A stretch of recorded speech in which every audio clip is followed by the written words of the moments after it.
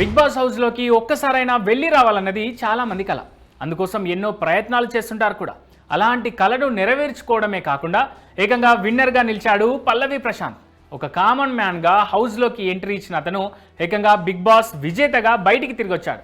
రైతు బిడ్డ ట్యాగ్తో బుల్లితెర అభిమానులను గెలుచుకొని బిగ్ బాస్ తెలుగు 7వ సీజన్ విజేతగా అవతరించాడు.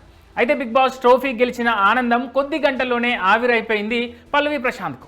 గ్రాండ్ ఫినాలే రోజు రాత్రి అన్నపూర్ణ స్టూడియో బయట కొన్ని హింసాత్మక ఘటనలు జరిగాయి.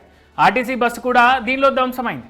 దీంతో పోలీసులు బిగ్ బాస్ విన్నర్ పల్లవి ప్రశాంత్తో పాటు అతని తమ్ముడిని కూడా కేసు పెట్టి అరెస్ట్ చేశారు.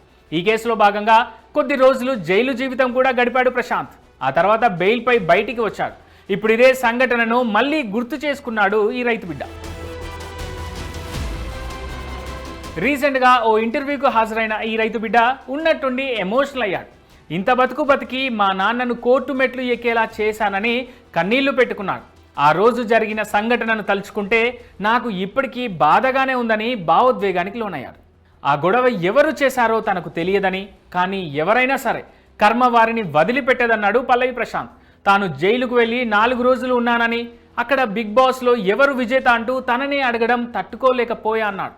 తాను జైలుకు వెళ్లడంతో తన తండ్రి బెయిల్ కోసం కోర్టు మెట్ల వద్ద పడుకోవడం తాను ఎప్పటికీ మర్చిపోలేనంటూ ఎమోషనల్ అయ్యాడు పల్లవి ప్రశాంత్. ప్రస్తుతం ఇందుకు సంబంధించిన ప్రోమో నెట్టిట వైరల్ అవుతోంది.